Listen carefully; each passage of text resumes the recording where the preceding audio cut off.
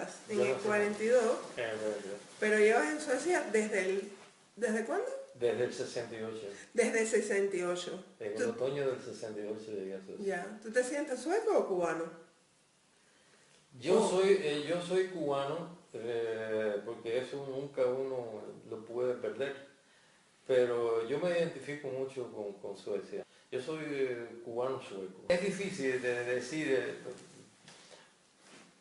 de una manera así muy absoluta, pero digámoslo de esta forma, que una parte muy importante de mi vida ha sucedido aquí en Suecia. Yo en Suecia me dio la oportunidad que no me dio Cuba, que fue la oportunidad o sea, yo estudié cine en Alemania, y en Alemania Oriental, en la antigua RDA, y yo salí de Cuba, me tiré de un barco en Hamburgo, y me quedé en Hamburgo y después vine a Suecia. Pero yo me fui de Cuba por una protesta, o sea, por una protesta coincidió con el 68, o sea, con la invasión soviética a Praga. Y yo estaba muy emocionado y pensaba que aquella revolución checa iba a cuajar y que iba a convertirse en algo muy importante, y que Cuba nunca iba a hacer lo que realmente hizo, que es apoyar la invasión. Castro, el discurso de Castro apoyando a la Unión Soviética fue el giro cuando Cuba se convierte realmente en un satélite soviético. Nosotros teníamos la certeza de que Cuba iba a estar del lado de Dulce, que Cuba iba a condenar la invasión soviética. Eso lo sabíamos, lo creíamos. Incluso yo estaba, en aquellos momentos, yo estaba en Alemania, en el momento de la invasión. Yo estoy en Alemania Oriental. Y entonces, ¿qué sucede? Que ese día, cuando llega el discurso de Fidel por el teletipo de la embajada, yo estoy en la embajada. Yo soy incluso, no amigo, pero era conocido y conversaba con el entonces embajador de Cuba en la RDA, que era Rodríguez Llompart, Héctor Rodríguez Llompart. Y nosotros, Llompart, en aquellos momentos, horas antes, habíamos hablado de la cosa de Checoslovaquia y sabíamos de que Cuba no iba a apoyar a la Unión Soviética en aquella invasión. Estaba todo lo del Che Guevara, estaba lo de Bolivia, era el 68, era un año muy... Todo aquello nos daba a nosotros la ilusión, la vana ilusión de que aquello no iba a suceder. Y sí sucedió. Castro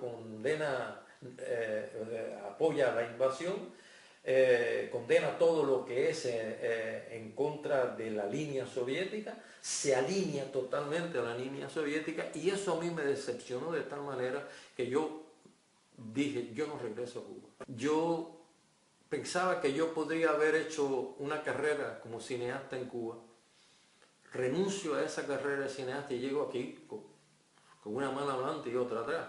Yo me tiro del barco directamente con 2 mudas de ropa que me pongo, y era lo único que yo traía. Lo único que me pude llevar fueron 2 mudas.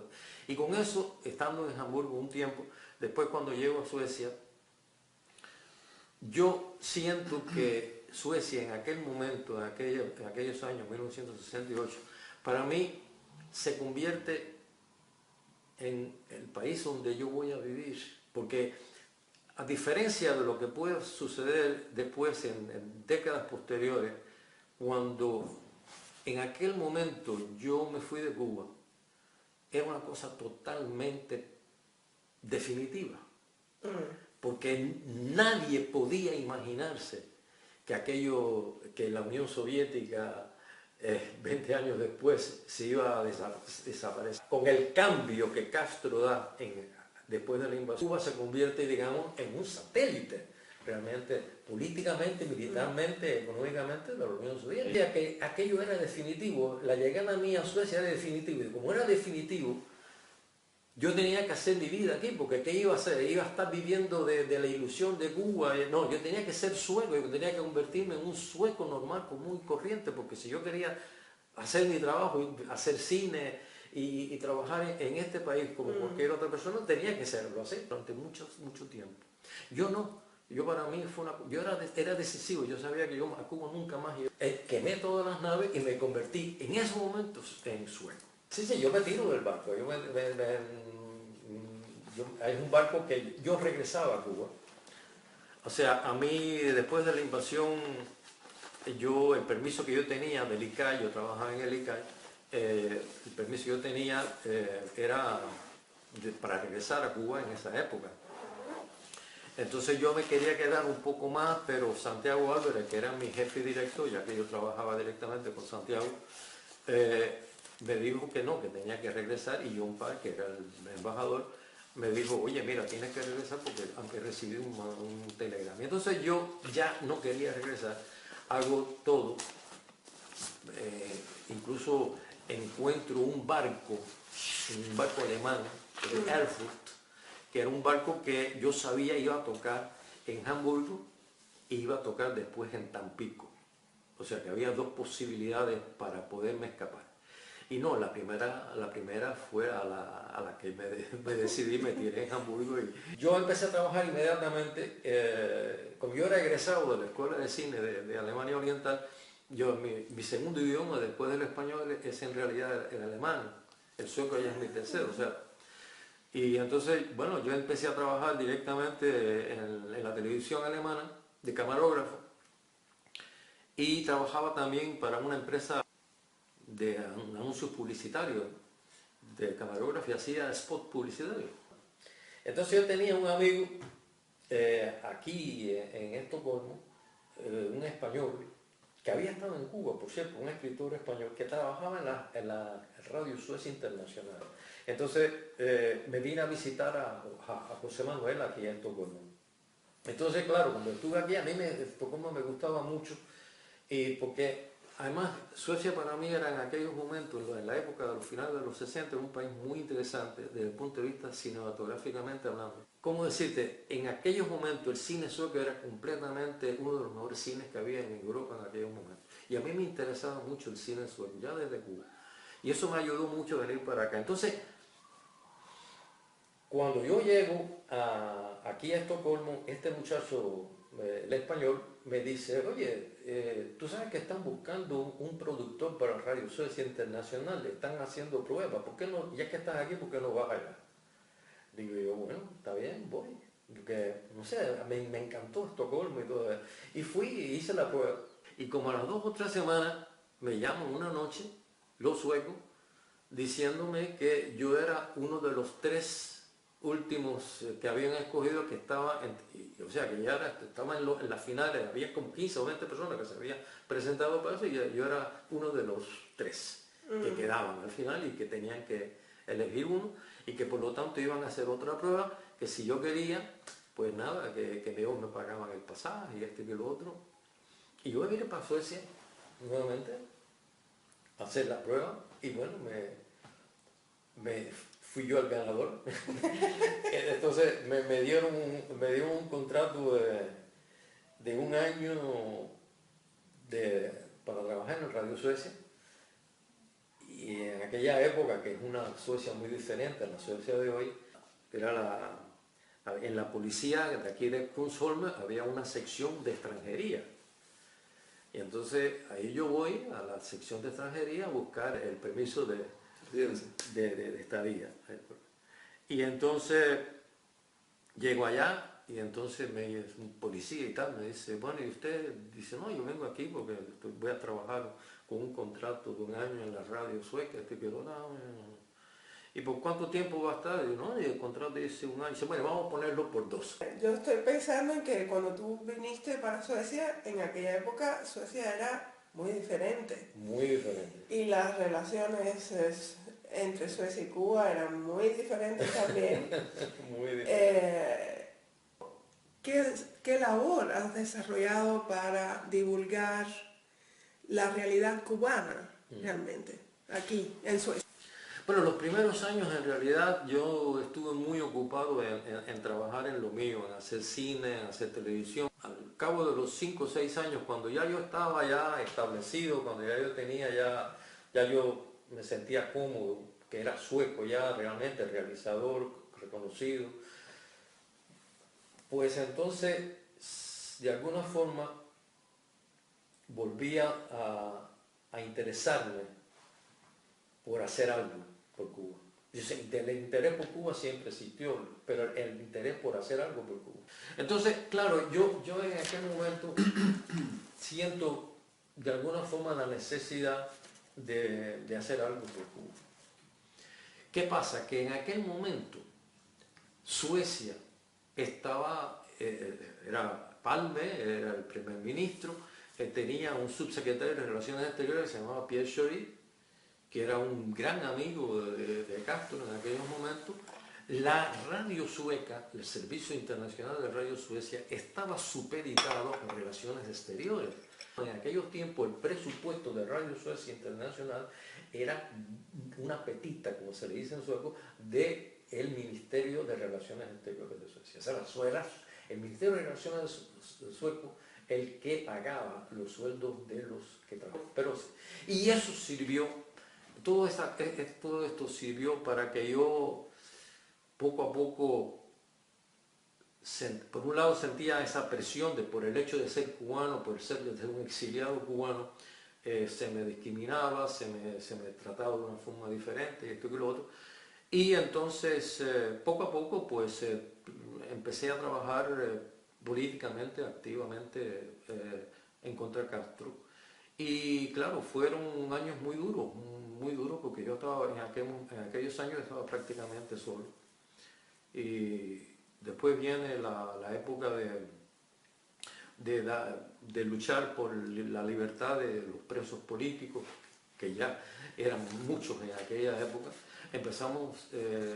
Se organizó un comité de derechos humanos aquí en Suecia, de la cual la presidenta en aquellos tiempos, la primera presidenta del Comité de Derechos Humanos de Cuba, del cual yo era secretario ejecutivo, era Eva Winter, que también en aquellos momentos era ministra de Inmigración.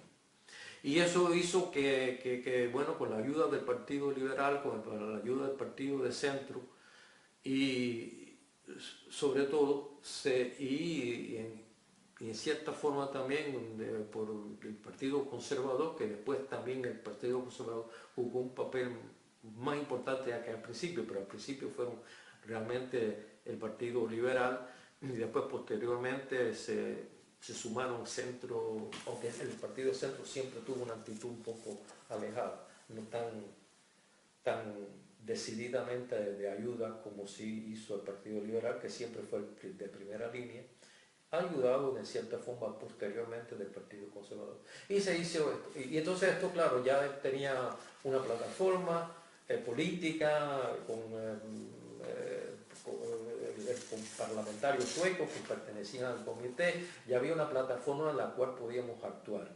Y entonces, claro, en aquella primera etapa, lo más importante, además de defender los derechos humanos y de trabajar por la libertad de los presos políticos, uno de los principales trabajos que se hizo, que yo ayudé a trabajar en aquel entonces, es a disminuir la ayuda, la enorme cantidad de ayuda económica que el gobierno socialdemócrata sueco en aquel momento enviaba a Cuba.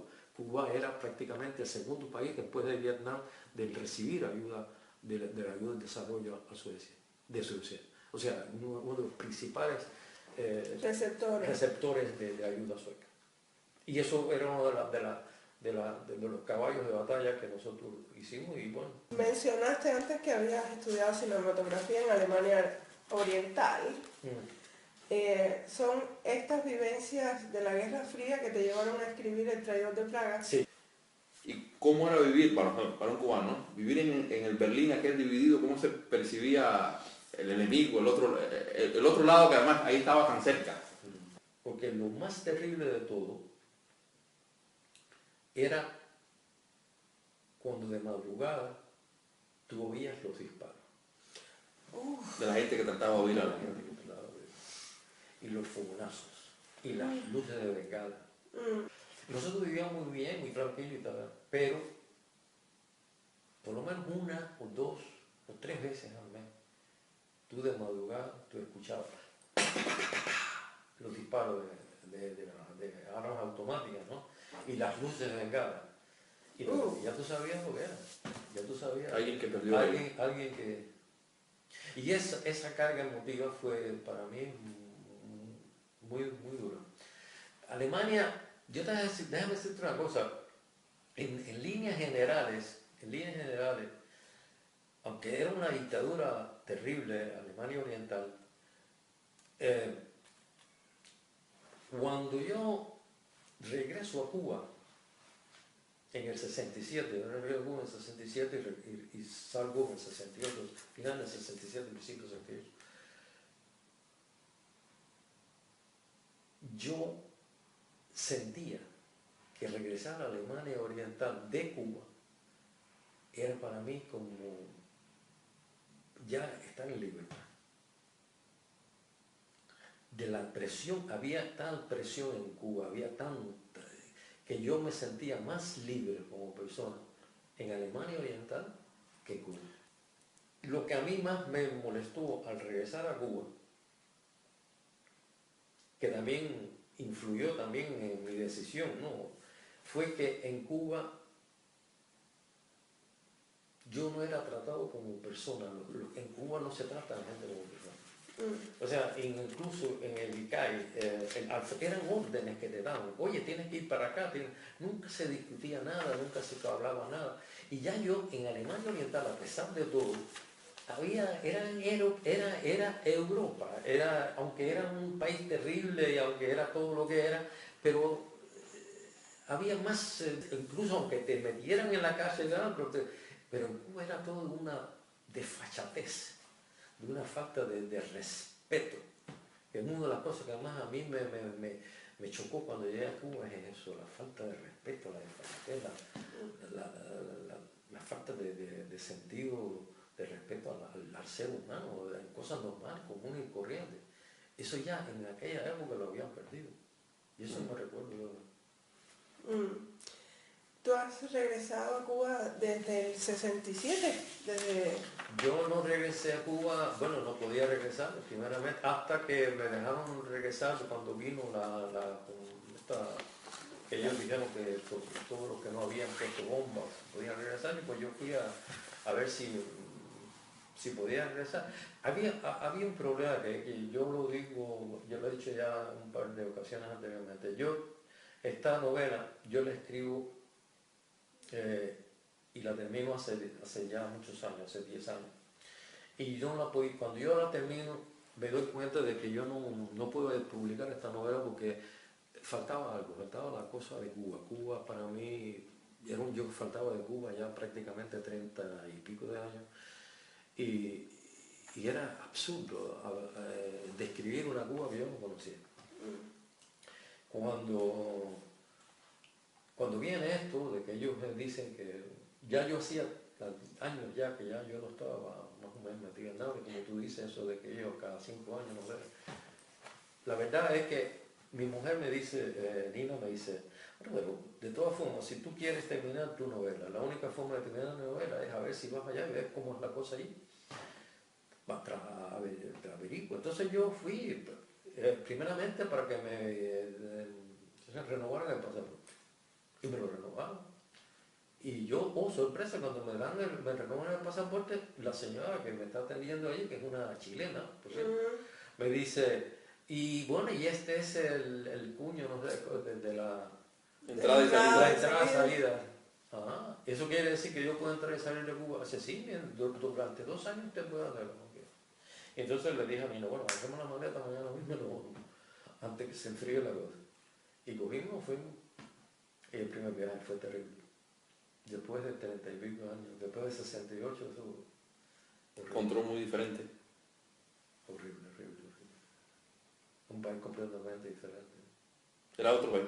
Totalmente.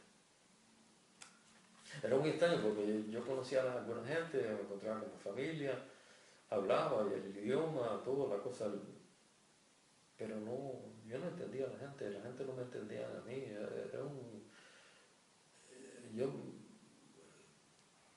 Llegó un momento ya yo estuve casi un mes, ¿no? En un momento en que cuando yo me monté en el avión nuevamente para regresar a Suecia, yo me sentía realmente aliviado, contento de regresar, de dejar aquello. Y eso se repitió cada vez que yo fui a Cuba. Yo tenía un plan. A mí lo que me salva, que me hace que yo pueda regresar a Cuba es que yo tenía un plan muy detallado de lo que yo iba a hacer en Cuba.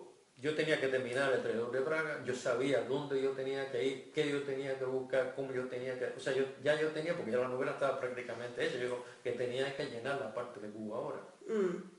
Y eso fue relativamente fácil. Después el segundo proyecto, que ya yo lo tenía en aquella época, porque ya yo lo tenía más o menos, era esta que estoy escribiendo ahora, que se llama El Desertor, que es la historia de un alto militar cubano que decide pasarse al otro lado, pero tiene sus inconvenientes y desaparece y todas estas cosas. Entonces es una historia de hoy, de la Cuba de hoy. Y está muy ligado, esta historia está muy ligada a toda la época de la corrupción, de Acevedo. Entonces, esa es la segunda novela. Entonces, la tercera novela yo me tuve que ir al interior, me tuve que ir a Oriente, porque la tercera novela es una novela que se desarrolla, el mejunje de la historia se desarrolla en los años 20. Y que es una historia más bien familiar. Y entonces ahí tuve que ir allá a Oriente, y buscar material para esa otra. O sea, que yo para mí yo tenía el éxito, todo muy bien delineado.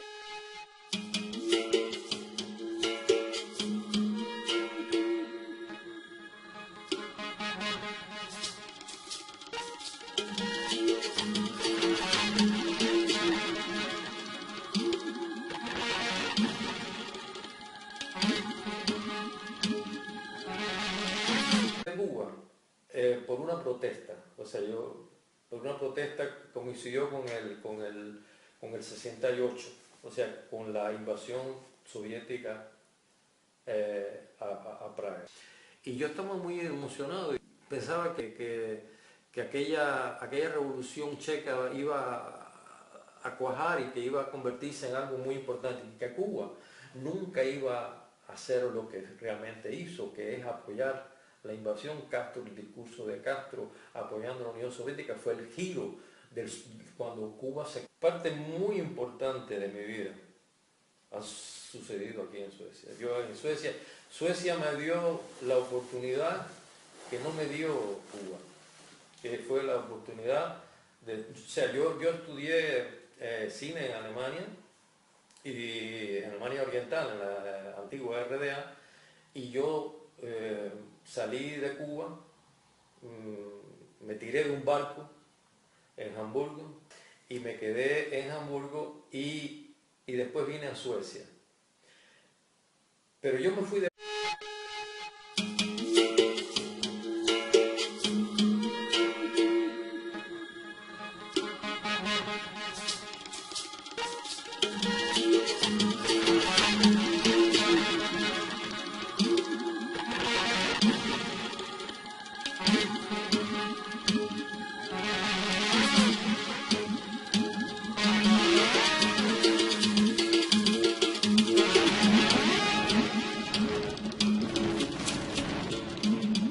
Tú naciste en Matanzas, en Yo el no sé, 42. convierte realmente en un satélite soviético. Nosotros teníamos la certeza de que Cuba iba a estar del lado de Dulce, que Cuba iba a condenar la invasión soviética. Eso lo sabíamos, lo creíamos. Incluso yo estaba, en aquellos momentos, yo estaba en Alemania, en el momento de la invasión, yo estoy en Alemania Oriental. Y entonces, ¿qué sucede? Que ese día, cuando llega el discurso de Fidel por el teletipo de la embajada, yo estoy en la embajada. Pero llevas en Suecia ¿desde cuándo? Desde el 68. Desde el 68. En el otoño del 68 llegué a Suecia. Ya. ¿Tú te sientes sueco o cubano?